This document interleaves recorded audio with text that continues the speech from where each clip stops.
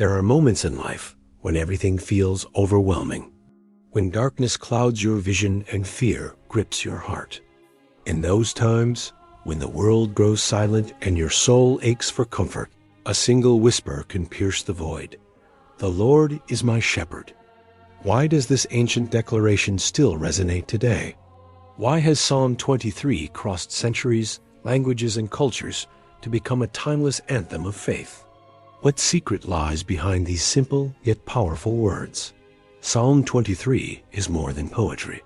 It is a revelation of God's heart, a window into his character, a promise to those who follow him.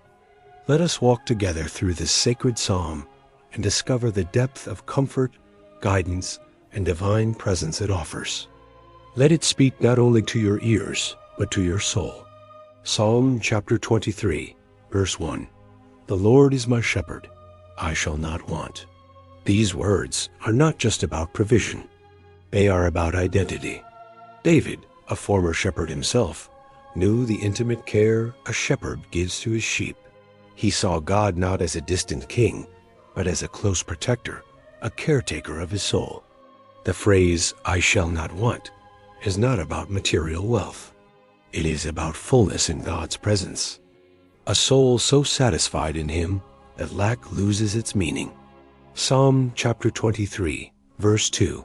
He makes me lie down in green pastures. He leads me beside still waters.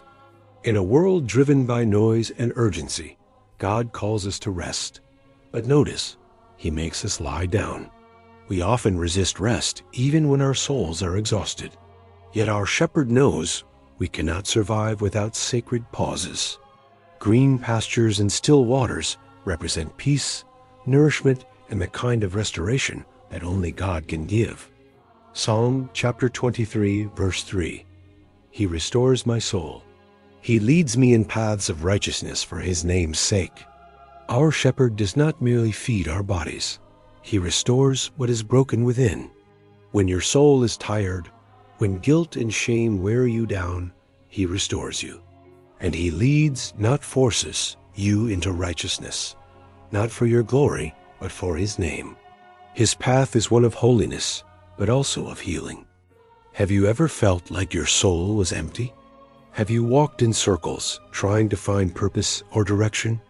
Psalm 23 tells you that restoration is not found in achievement or escape. It is found in the shepherd's presence. At this moment, I want to pause and invite you to be part of something greater. If God's word has already begun to touch your heart, imagine how many others could be transformed too. Click the like button and follow our page. This simple act helps spread the message of Jesus to more people. Your support fuels this mission of faith. Together, we can bring light into the darkness. Psalm chapter 23, verse 4. Even though I walk through the valley of the shadow of death, I will fear no evil, for you are with me. Your rod and your staff, they comfort me. Notice the shift from speaking about God to speaking to God. In the darkest valley, theology becomes intimacy. Knowledge becomes relationship. We stop talking about the shepherd and start walking with him. The valley of the shadow of death is not just about physical danger. It is the spiritual shadows that try to consume us. Depression, anxiety, betrayal, grief. And yet David says, I will fear no evil. Why? Not because the valley is not real, but because God is closer than the shadows.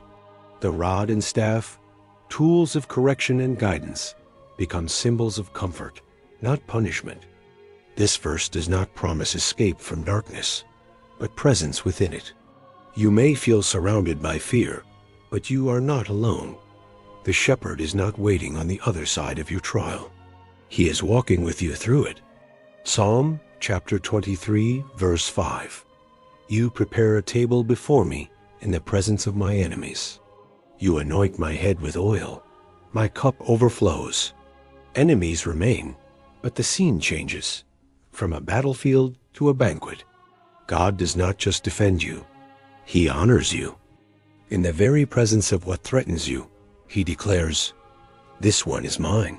He anoints you as a priest and king and fills your cup until it overflows. This is not mere survival. This is abundant life. This is what grace looks like when it is poured without measure. God does not ration his love. He does not barely save. He prepares a feast, pours oil of healing, and causes your cup to spill with blessings. Have you ever felt surrounded by enemies, visible or invisible? Know this: God does not wait until they disappear to bless you. He prepares the table in their presence. Your pain may be real, but so is his provision. Psalm chapter 23, verse 6. Surely goodness and mercy shall follow me all the days of my life, and I shall dwell in the house of the Lord forever. This final verse is not a quiet ending. It is a declaration of certainty. David does not say, maybe or hopefully. He says, surely, because the shepherd has proven himself faithful. Goodness and mercy are not fleeting visitors. They are permanent companions. They follow us not because we deserve them, but because he is good. These two words, goodness and mercy, are like twin angels walking behind us through every season. When we stumble, mercy lifts us. When we grow weary, goodness sustains us. Every single day of your life, the ordinary, the broken, the joyful, is marked by the pursuit of God's love. And it does not end with this life. I shall dwell in the house of the Lord forever. Not just a temple, not just a moment of worship, but eternal communion with God. The shepherd who leads us through valleys and blesses us in battles now brings us home. Forever is not a concept. It is a promise. This psalm began with a pasture and ends in a palace. It started with a shepherd and ends with a king. And through it all, it is the same God, guiding, restoring, protecting, and loving. Let this psalm be more than a comfort in crisis. Let it be your daily anthem, your morning prayer, your midnight whisper. Let its truth shape how you see God, not as a distant force, but as the shepherd of your soul. Perhaps you are walking through your own valley right now. Maybe you feel forgotten, lost, or overwhelmed. This is not the end of your story. The shepherd is with you. He sees you. He calls you by name. You do not have to fear, because his rod and staff are not far. His table is still set. His oil still flows. And his goodness and mercy are already behind you, catching up with grace. This is not just David's psalm. It is yours. It belongs to every heart that surrenders to the shepherd. Let us reflect. Are you letting the shepherd lead? Or are you wandering in your own strength? Are you drinking from the still waters or drowning in the noise? Are you resting in green pastures or chasing shadows that promise peace but deliver emptiness? Today is the day to return to the shepherd, to trust him again, to believe that he is enough, that he restores, that he walks with you, that he prepares, that he overflows, that he follows. And if this message has touched your heart, do not keep it to yourself. There is someone right now, somewhere in the world, who is desperate for a word of hope. Someone sitting in a dark valley, unaware that the shepherd is already near. Share this video. Let it be the voice that leads another soul home. Subscribe to our channel so you do not miss the next message. We are building a community of faith, one heart at a time, with the Word of God as our foundation. Remember the words. Psalm chapter 23, verse 1. The Lord is my shepherd, I shall not want. This is not just a scripture. It is a lifeline, a banner over your life. Speak it, believe it, live it. In the green pastures and the deep valleys, in the silence and in the storm, he is your shepherd, and he is not finished with you yet. Amen.